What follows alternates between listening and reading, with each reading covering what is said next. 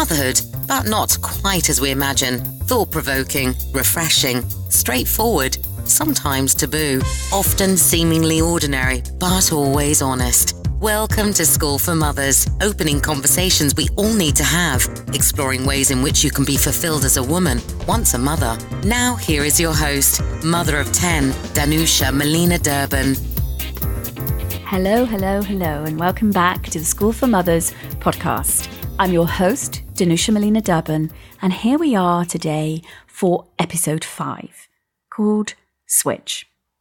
I'm joined by the most amazing marketing guru, Priscilla McKinney. She's CEO of Little Bird Marketing. She's a keynote speaker. She's a blogger, podcast host even. She's an industry innovator and diversity champion. She really unfolds here in this conversation what it's like switching gender roles and the value of community. She's the most amazing mother too. We discuss that. I think what's really unusual about this particular episode is that it's less of a chat and more of a download of Priscilla's wisdom and epic experience of switching roles. She's been doing this for a long time. She really has. So before we get into the meat of what Priscilla and I talk about, and really, listeners, I want you to get yourself expecting very few words from me and like juicy oodles from Priscilla. But before we get there, of course, this episode is sponsored by Me Sheets.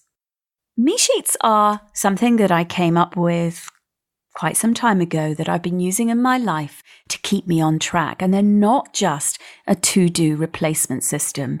They're way more than that.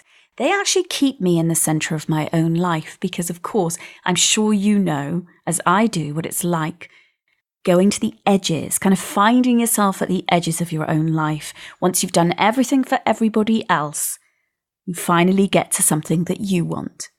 Well, Me Sheets are a really simple piece of technology. And when I say that, it's a digital download. It's not an actual piece of technology, but I like to think of it as mindset technology.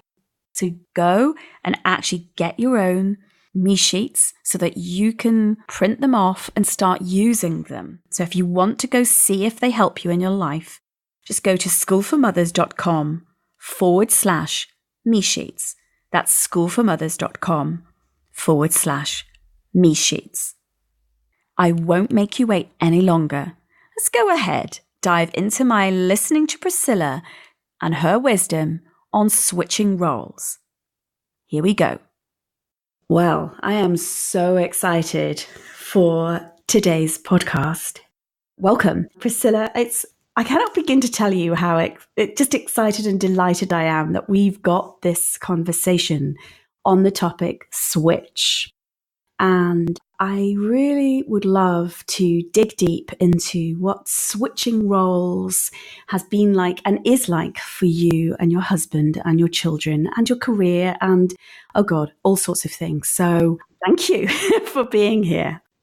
You know, Danusia, I would talk to you about anything. So this is a great subject, but we could probably pick any topic and sit down on the curb at a 7-Eleven or whatever your pret-a-manger or something in London, and we could talk literally about anything. So let's just go for it. Oh, thank you. I might even be naughty and change the subject then halfway through just to see.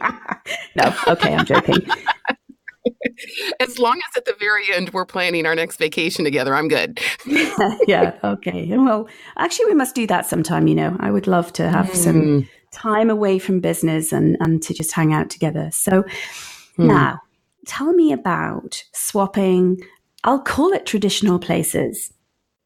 Well, my story, it really starts for us. I grew up all over the world, but I ended up in California for college, met my husband there. And he already was a little bit bucking the system, already, kind of pushing a little bit of traditional ideas about what it is like to be a man in this society. When I met him, he was considering becoming a monk.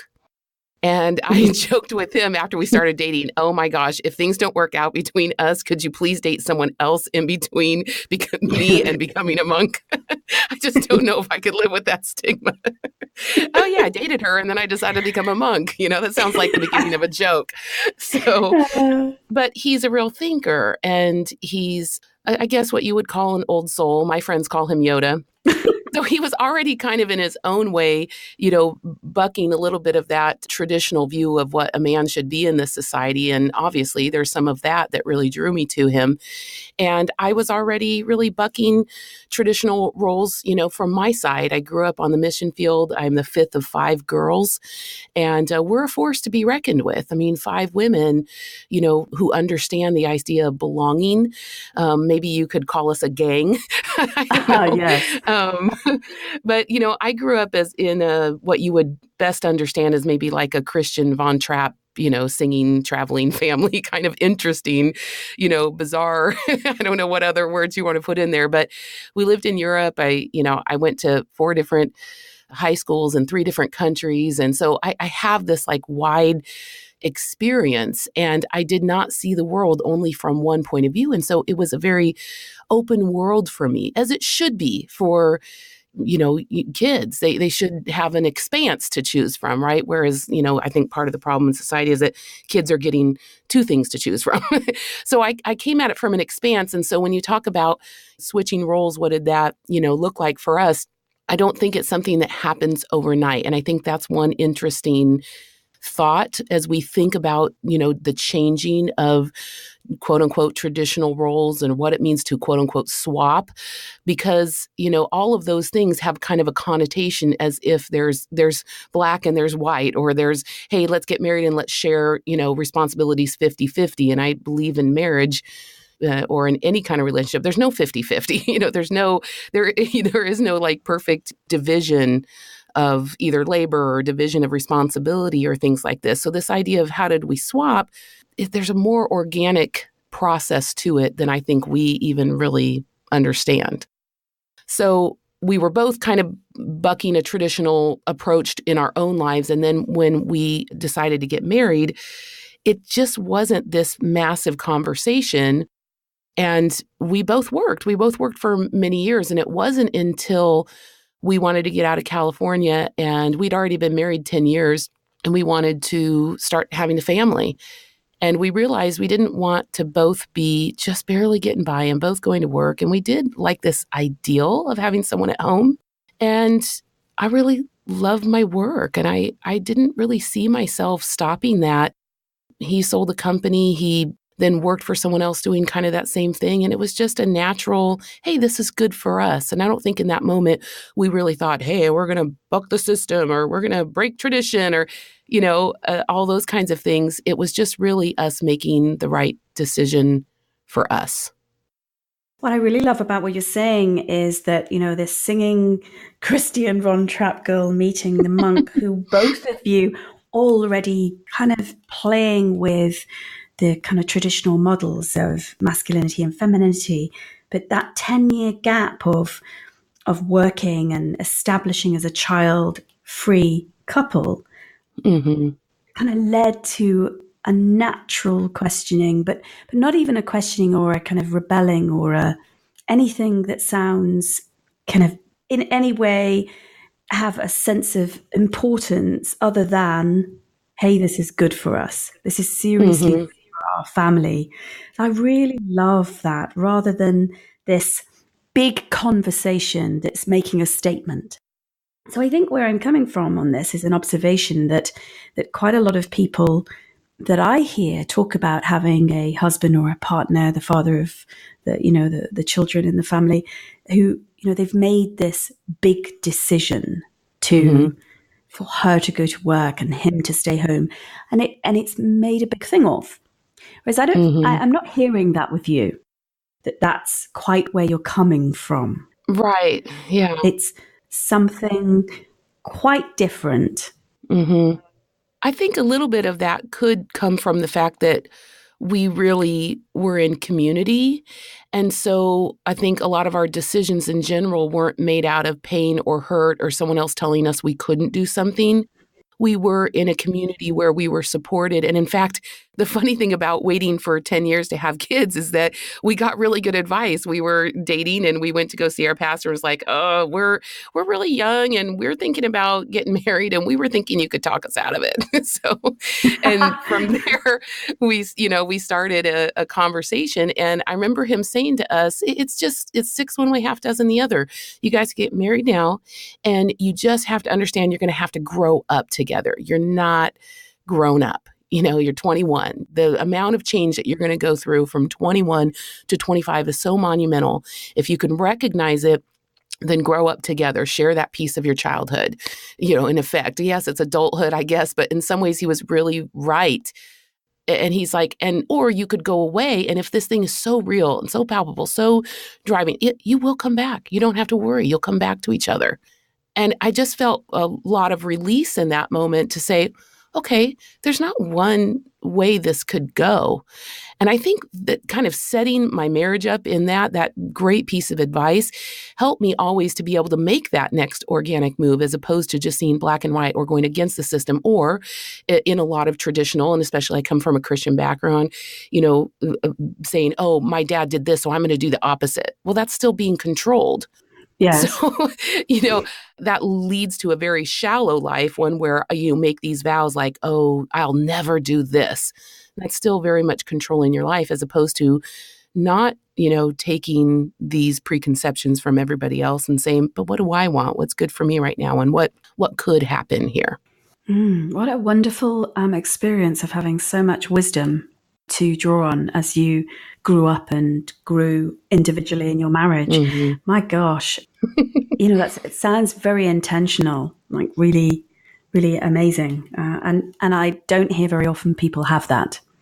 No, I think I really understand and I do fully appreciate, that intimacy, that accountability, that it's community. I don't care how you strike it. It's community. It's being known. It's being cared for in a way that I agree. I don't think most people have. In fact, this guy I'm talking with you about, my pastor, he was over for dinner on Monday night. You know why? Because we moved halfway across the country to build a house next to him. And maybe that sounds really weird to people, but I believe in community. And when we wanted to move somewhere and wanted to be known, we picked a place where, we actually moved out of California because you can't be one person at home. I don't know how people do it. So we wanted to move somewhere with a lower cost of living, but we wanted to still be in community. And so we looked around where friends of ours had gone and just and then decided to pick one and say, let's go somewhere where we can, make our own free choices because we're not just being crushed by the financial burden of, having two people work. So let's pick that, but then let's make sure that place has at least one other couple that we know so we don't have to start community over because we really do believe in community. There's just a beauty of being able to carve out your own life in a more dynamic way when you let people know you and people are willing to step in and then hold you accountable and vice versa. What do people do when they don't have community though? I mean, because so few people have community these days. So how do you do that, Priscilla? People ask me, what do you really know? Okay, all I know for sure is that I, in my life, have been given a very unique opportunity to carve out my own life. I've worked all over the world in other countries. I've been on boards for nonprofits. I don't believe that everybody has been given what I've been given. And I can either just get completely depressed about that, or I can really honor what I've been given. I was given the opportunity to carve out my life. And do I always love community? No. Am I always in agreement with people? No. Do I think do people drive me nuts sometimes? Yes. And do I want to give up on that? Just want to be left alone and, go sing like an 80s rock ballad or something, and just have it out, so community is also not easy. And community takes a lot of time. I do believe in micro actions. I believe that things are very, very cumulative. I mean, I'm staring down 25 years of marriage, which is crazy to me. This June, we'll be married 25 years. And I think there is no one thing. It's a million little things. Yeah. And I think that's the way it is with community too. But I do understand that what I have is not because I'm better than anyone else. But I do think that I've been very responsive to the things I've been given. When I've been given a chance, I've taken it. When I've been given an opportunity, even, subjecting myself to my husband in the sense of like, sometimes I want to run away from community or, he's just like, no, wait a minute, it really sucks right now. But remember when you really needed it. And you got to have two people who really value community to get the luxury of what I have. I think there's something, I warned you right at the top of this episode that we might switch the subject. So we've we've neatly gone on to community, which is fascinating because I'm going to come back to what it's really like to have, you being the sole breadwinner and your husband staying at home. Yeah. Being a stay-at-home father. But in the meantime, this community is crucial. I really think it is because so few of us have those relationships, those intimate relationships that are full of challenge and full of feedback about who we are and being open to that. So, but I really want to know what you mean by community. Well, I've never heard the word you just used, feedback about who you are, that phrase. I've never heard it said like that, but actually, I think that's what it is. It's about being open to feedback about who you are. I don't care if it's a tribe, if it's a group of besties, if it's your childhood friends, if it's brand new people you met on a business trip. It's a tribe, I don't care what you call it. You need your group. And we are social beings. We're created to be in relationship. I mean, that's just obvious. And, to kind of take it out 1 second, just as a funny, I lead this digital team with social marketing and things. And I always get these bizarre questions about, when is social media going to die? And I always say, hey, don't worry about it. Social media is going to die the moment humans stop being social. And I'm like, it's not possible. This is who we are. We're, for good or for ill, which we see a lot of both, we are connected. And it's the people who understand that it's not just, you don't get just the benefits of community. You have to give in to community. And I think, as that relates to, for me in my life, with women, why do I not have community with some women and why do I have community with them? Exactly your phrase you used. Do you want feedback about who you are? Because if you don't, you will not find a community. It can't go one way. Self-awareness is the phrase I use a lot. I used to say to people a lot, I'm a mixed bag. I get it. And I have had people use that phrase and turn it against me. Well, when I've done something wrong, well, you are a mixed bag and blah, blah. I'm like, the thing is that I admit that I am a mixed bag and you got to find your people. For example, I said the other day to two of my best friends, I said, well, I'm not for everybody. And one of them turned around and looked at me and said, yeah, but you're for us. And it just leveled me. And I thought, oh my gosh. I mean, even just talking about it, I get, like that, I can't think of something more meaningful in my life that two friends would recognize that, yeah, but you're for us. And that's what you're here for. And then I thought about that phrase even more. And it's like, you're for us. Yeah, I am for you. I'm totally for you. And whether we're having conflict because I see something you're doing in your life and it is not what you say you wanted. You told me you wanted to go to B and all you're doing is A. So if they don't want that feedback, I can't be for them. Yeah. And it comes back to me as well. And, I haven't liked some of the feedback I've gotten from people, but I've had to deal with it. And I've had to take a deep breath and look and realize some of that's probably very true. Or at least there's a grain of truth in it. And I need to figure out how I can come back into community or society, or even come back into my own self and understand what's true so that I can move really authentically from my own self. Oh, there's so much juiciness in there, isn't there? I mean, I would, thank you. I mean, first of all, so there's absolutely no format of community. You're talking about relationship, relationships with people. It could be with a cab driver. It could be, all of this is about connection. And when we begin to see that it's all feedback, it's all learning opportunities about ourselves, no matter what, in these interactions. But it could, as you say, be a group of your best friends, your family, work teams, your anybody, but to find your people, to who are you for, who's for you, is really, really important to know. You brought it up in a very interesting way. You know, the community is not something that always lasts a lifetime either. You know, everybody wants this codified for them. Okay, so how'd you do it? Step 1, step 2. I'm sorry, it's not like that. Nothing great in life is like that. There's no 7 steps. Oh, no. You know, and so, for example, you know, I love what you just said about the cab drivers, like be in community in that moment. That relationship is fleeting, it's over, but it says everything about how you carve out your life. And so, you know, it kind of, as that reflects even bigger on the topic we're talking about, switching roles or whatever, that those kinds of things don't seem like the massive decisions they are when you look at every small decision and say, I'm just going to be present right here, right now, and show up as myself. And even if this relationship is over in 4 more minutes, I was really myself, and maybe even hopefully my best self. But being able to understand that, and the way that I treat this cab driver for the 4 minutes has everything to do with how I can then turn around and interact with my husband or come back to the people that are in my life for a long time. And I grew up all over. I mean, when we were living in this house here and I turned 34, I finally was older than the number of homes that I've lived in.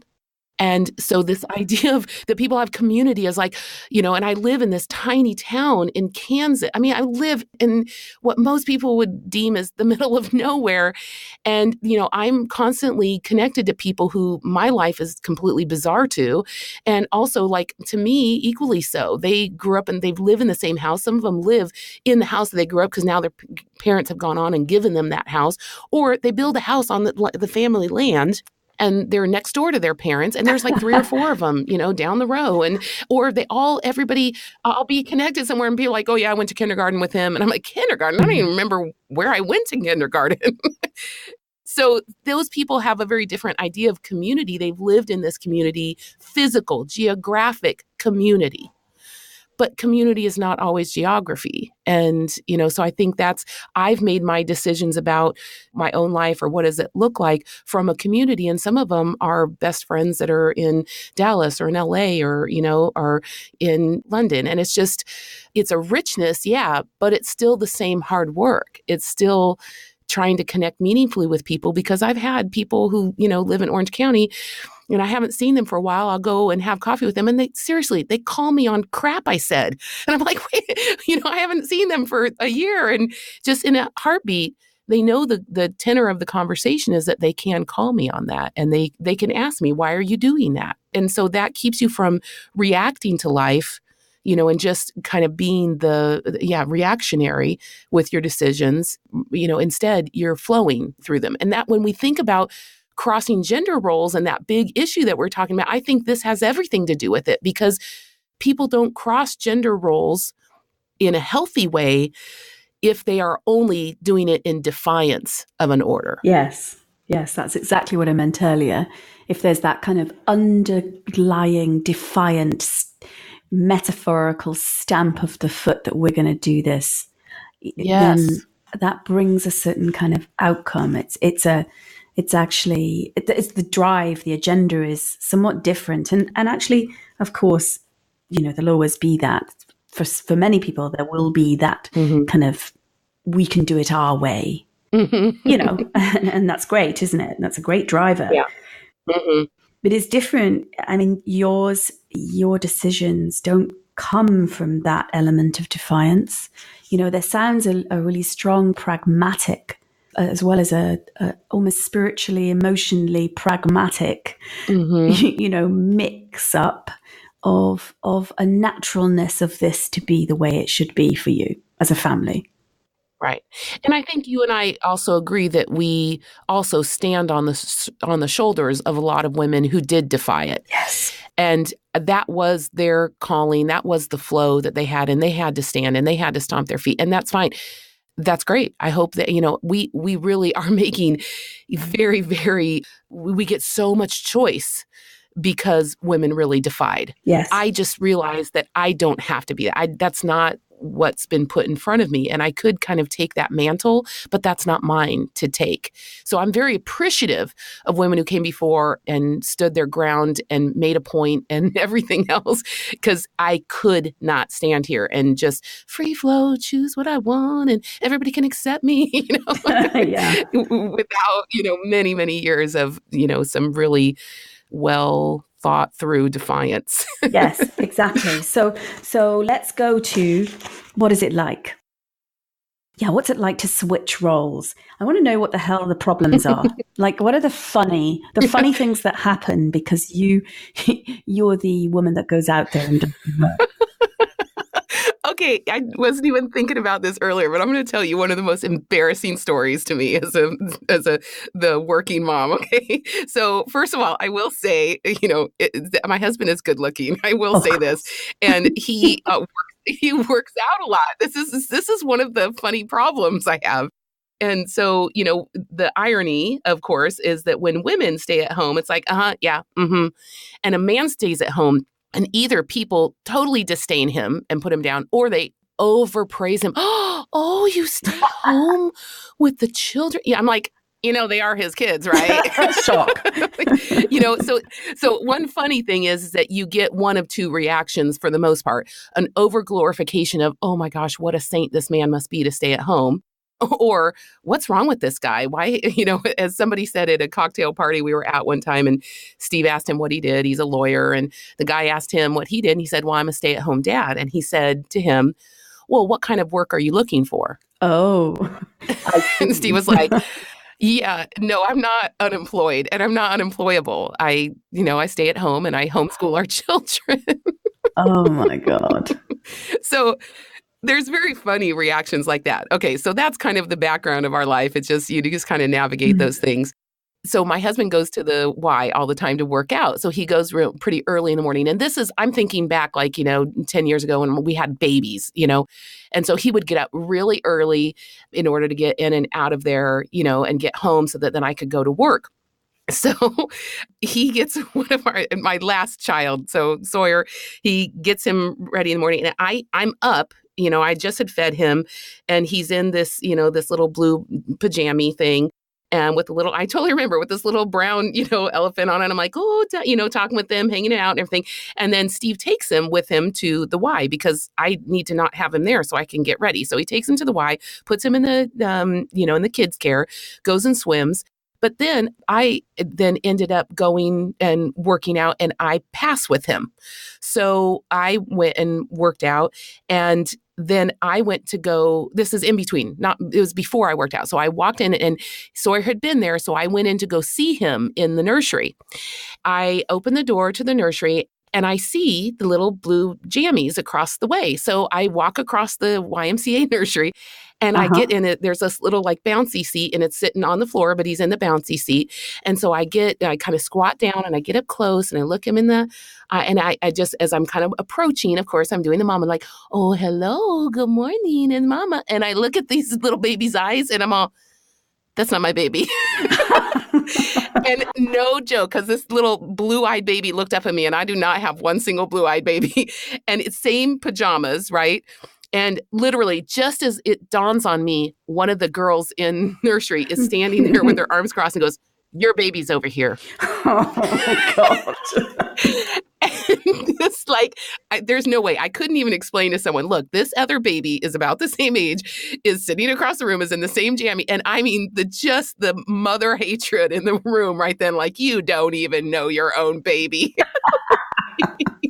And I always would joke around about my husband because all the ladies in the nursery, they don't know me, they know him, and they just think, they're goo-goo eyes over him. And I'm like, oh, that they scored the massive victory today. Oh, this poor saint man who comes and brings, the mother doesn't even know her own child. Can't even recognize her own baby. So that's my most devastating, judgment from another mom moment. Which is it's pretty funny, but Steve laughed, pretty hard about it. But he's like, hey, he's like, he should have known. I got him dressed before he left. Yeah. So are you trying to pretend that you just two children in the same nursery genuinely were in the same outfit? Is that what you're saying? Because you had me, I'm slightly visually back on my husband's really good looking. Oh, I'm still well, back on that. I say that because I think some of the reality too, if you talk about some of the underlying issues, is that, he gets this goo-goo-eye praise from mostly women. So here, this is like another issue. It's like here he's great looking, and then he gets worshipped because he's, the stay-at-home dad. It really kills it once people know us because he's this amazing cook, and it's like, oh my gosh, it's just I'm constantly dealing with this thing like, oh, he's so up top, like you must be. I get that kind of juxtaposition of just like, how did you deserve this guy? I'm like, and I only get that feeling from other women. Yeah. So Saint Steve. Yes, exactly. It's a heavy mantle. Yes. And the working wife. Yeah. The undeserving working wife. Yeah. But the reality, you asked, like, what is that really like? 2 days ago, I was looking for a new tax accountant for the business. And so I had an early morning meeting. Steve doesn't go to that. That's not his, he didn't care to go. Not that he couldn't come to it, but good Lord, why would we both go to that? I'm just going to interview a new CPA. And I'm sitting there and talking about a lot of things, where his company's going and blah, blah, blah. And, he asked me a pointed question and I got really emotional. And I was like, well, I'm the sole breadwinner and this all hangs on me and I've got to make the right decision. And I told him specific things that I was needing out of a CPA, but I had that moment where I felt it all. And it kind of washed over me. And I thought, just let it go. Just let it wash over you. It's a lot of stress. It's a lot of pressure. And I told the CPA, I go, it's very lonely. It's very lonely making these decisions about these 3 businesses and trying to figure out what's next so that I don't ruin my family's future and that, that I make sure that we have retirement and I make sure that the business doesn't just dissolve tomorrow. This is hanging on me. And Steve carries none of that stress, not because he wouldn't. He very much supports me, but he can't carry that stress because he doesn't know the details of it. And I have to. But likewise, I don't carry the stress of basically all the minute details about where my kids are and who's getting them from here to here and, on and on. There's just so much that he is caring about their well-being. And if I were to go step in that and take part of it, I don't think that would be a healthy dynamic. And I think that's what happens with a lot of women who work, is that they take all of their work stress and they take all of the kid stress. And I don't think that's always a function of the men putting it on them. I think it is sometimes. I've seen it where even a man, if he's stayed at home, she's still going and getting groceries. She's still making dinner. She's still doing the laundry. I'm like, what? Yeah. How is this? How can you even, keep up with it? So I think there's a lot of mixes in there.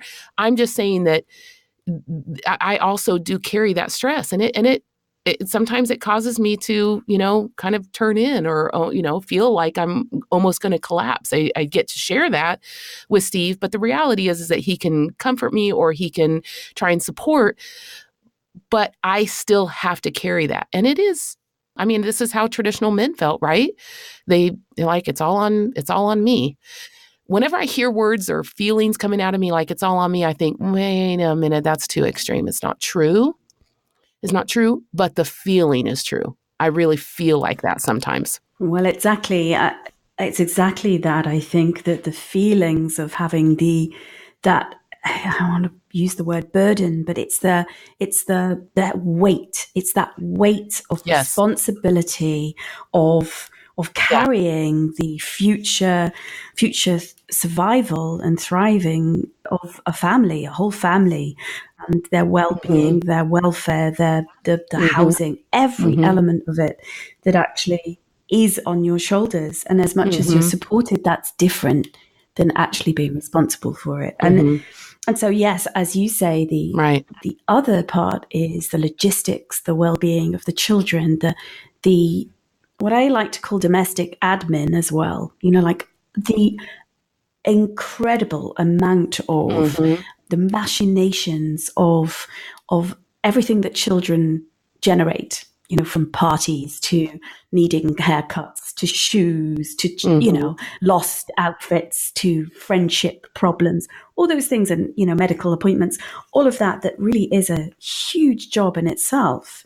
Yet it sounds like it is such an enormous reversal and a switch between you. Right. So as you say, some women and partnerships attempt to do some kind of partial switch. Mm-hmm. In your case, I don't think I know anybody that has got as much of 100% switch as you. And I say that with enormous, congratulations, and like bravo to the two of you, because so many men who become house husbands, the woman, as you say, still is the one that gets the texts about the parties and the, all the soft playthings and the violin that got lost and, all those incredibly time-consuming parts of having children. Well, case in point, my daughter said last night, 2 nights ago, I came home and she said, "Oh, I made the cheer squad."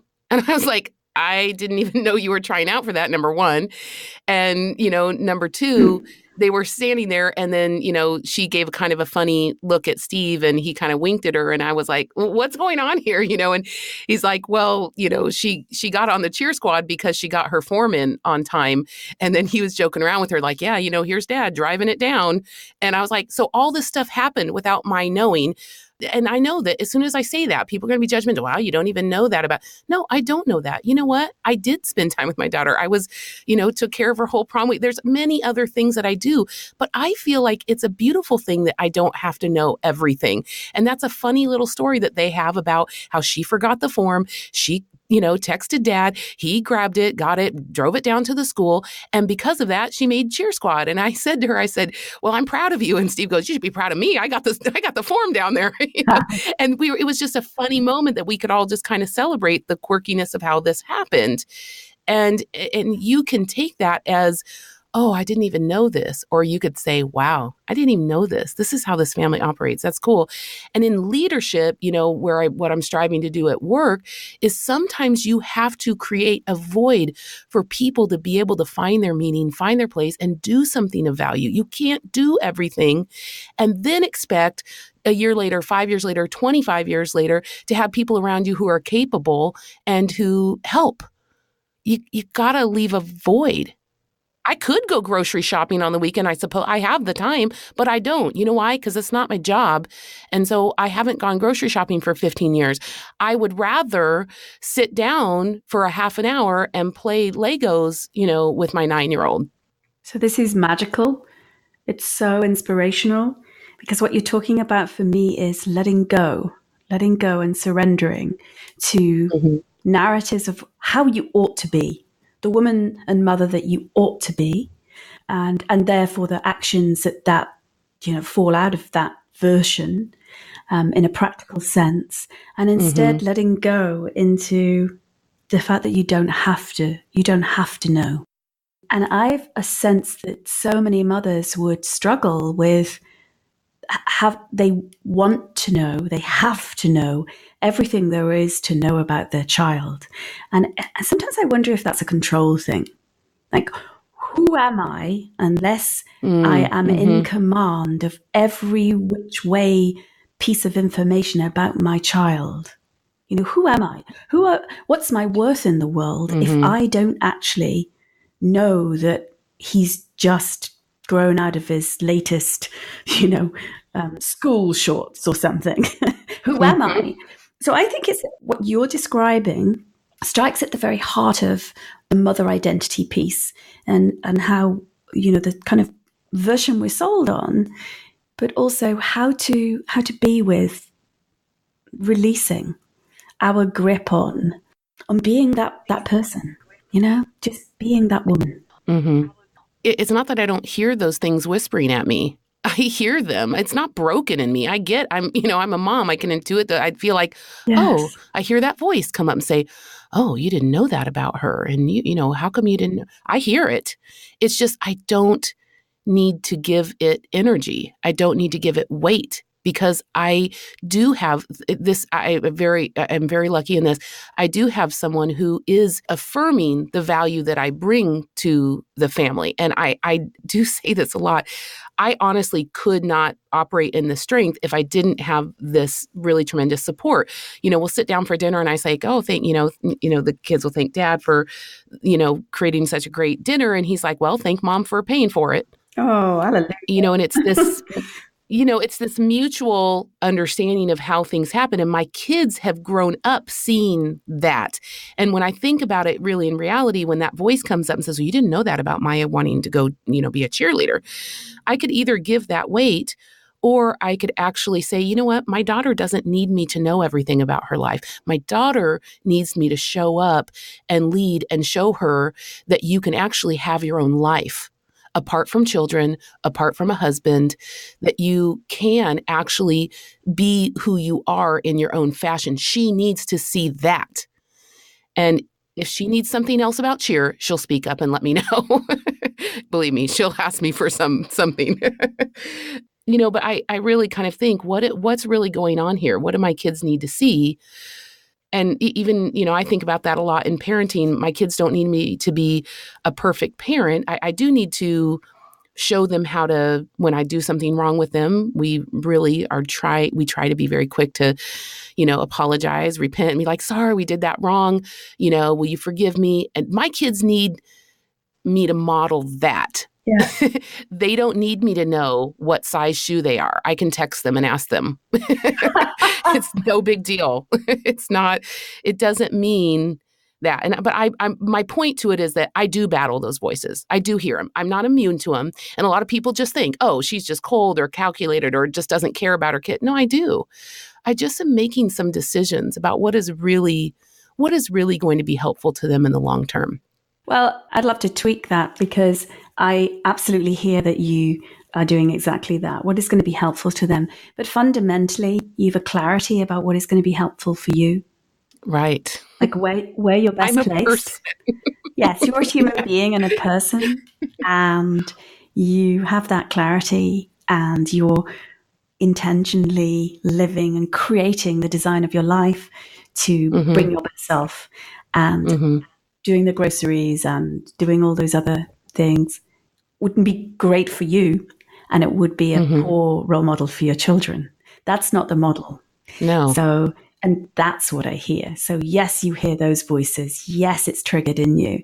And with your clarity, you keep moving forward. You keep doing what you do. Yeah, and this just happened to me the other day. I was just ruminating on it. I watched this movie, and in this kind of interlude, this woman got on and said, I used to wish for a lot of things. And she listed a few things that all women, wish for.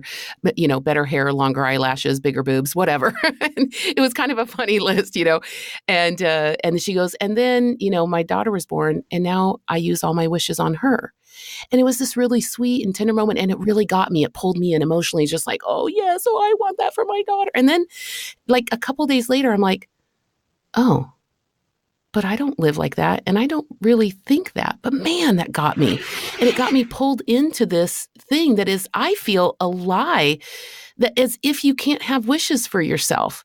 Now, do I wish for my daughter? And am I very clued into what she needs? But a lot of things that my daughter needs, a teenage daughter needs, she needs a lot of no's, actually, which is really irony.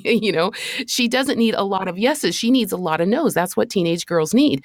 And so, of course, I wish for her, but I have never stopped wishing for myself.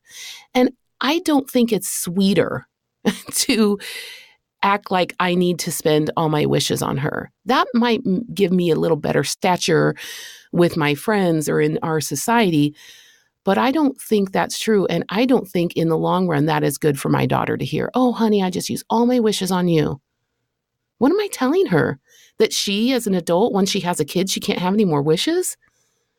That's not what I want to do. And I think when you switch traditional roles, it's really important to make sure that there's still, you can't flip-flop things. This isn't feminism. Feminism isn't hating men. Feminism is finding a right balance in each of us, that we are all each feminine and masculine. and allowing for finally the value to come in for both things. And Steve is very feminine in certain ways, and he can care for them, and he can he can grab them and when they're crying, and he can be that, that feminine energy to him. He has that in him. He can also, and he is in our house. We have different styles that we go under pressure. When we're under pressure with parenting, he goes authoritative and I go permissive. Now we both, I think, live in a really nice, happy middle, and we do a good job when we're not under stress. But under stress, we go different ways. But my kids need to see that, and they need to understand that we're not, always perfect in that. But the upsetting of traditional roles to me has to do with really walking into it and putting value in people. And when that happens, then those voices of society can quiet down finally. You are speaking such perfection to me that I'm internally cheering and whooping. And if there was anything that was at the heart of the School for Mothers, it's the phrase, "I've never stopped wishing for myself." Wow. I mean, it's so moving. I've never stopped wishing for myself. Because when you, as you say, what are we teaching our children if we pour all our wishes into them and we forget ourselves as women? Mm-hmm. That's not something that's functional or in any way for our sons and daughters. Mm-hmm. And so I'm just so delighted that you can share your story of switching so fundamentally and so intentionally with Steve and what that brings. I'm so grateful to you for sharing this, because we need your voice and we need more of you to show there's possibilities that are different than what we're told we should be doing. So right. Thank you for this. Thank you for all you're doing, Priscilla.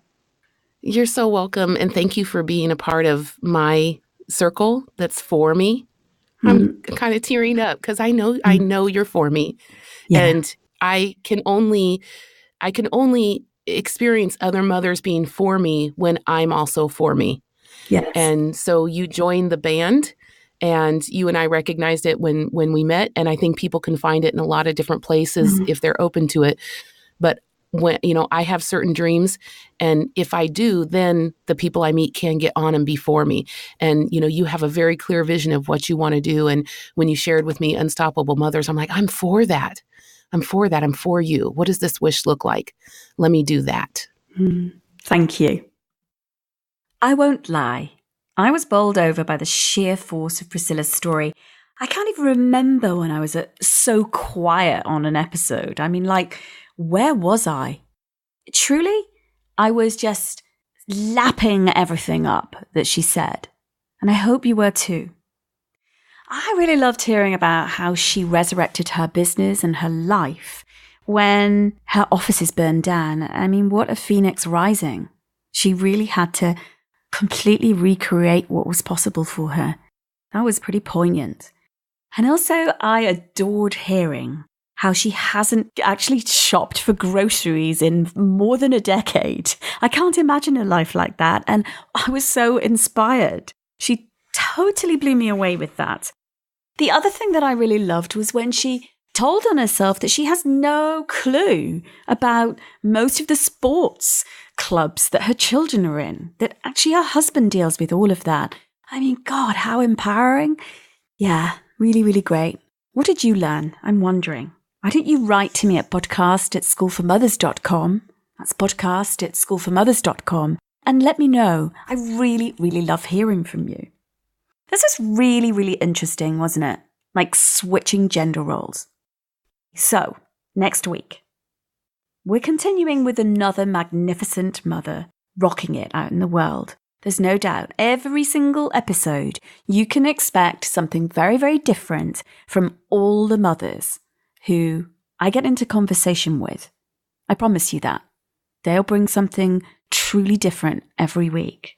But this time, I'm going to do something different. I'm actually going to open the choice of who I share next week to my Facebook group. And that's the School for Mothers private Facebook group. You can go onto Facebook if you've not already subscribed there, part of the fun. It's an amazing group. It really is. It's a great place where powerhouse mothers are celebrating, supporting, and learning from one another each and every day. It's got lots of fun in it, lots of thought-provoking articles, and loads of resources like women are totally behind each other, cheering each other on and offering all sorts of diverse opinions and things to help each and every one of us.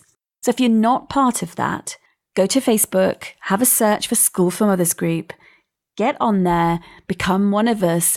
And then in the next couple of days, I'm going to be asking members, who would you like me to put on the next podcast? I have a few. You see, I've been doing this a while. I've been recording podcast episodes with the most amazing women around the world. So I'm going to put up a few choices and then that mother will feature. But before I let you go, have you subscribed to this podcast? Because I'm going to have some really juicy... Hey, I've said that twice in this podcast. I wonder what the astrological signs, for that are. We're going to feature anyway some bonuses that I'm really not going to announce on social media. Oh, we're new on Insta, by the way. So it's at school.for.mothers. Terribly new. Please come and follow us. Otherwise, we really do look like nobody cares. And I know you do, by the way, because I do get letters from you. In order for you to never miss an episode, especially the secret bonus ones that I have planned. Yes, I know, I've talked about them for a couple of weeks. They involve me on my own, so I'm slightly kind of shying. But I promise I'm actually going to do them. I really am going to do them because I've got several people that are nudging my arse to do them. So I have to, don't I? I have to walk my talk. Anyway, make sure you subscribe for this particular podcast on iTunes or wherever you listen to the podcast. Anyhow, meet me here next week, same time, same place. Thank you so much for joining us again. Here's to you. Thank you for tuning in to the School for Mothers podcast. To continue the conversation and keep your dose of inspiration up, head over to schoolformothers.com/podcast, where you'll find bonus content from Danusia and a guest on habits, recommendations, books, best apps, time-saving secrets, life hacks, health, sleep, and anything in between. That's schoolformothers.com/podcast.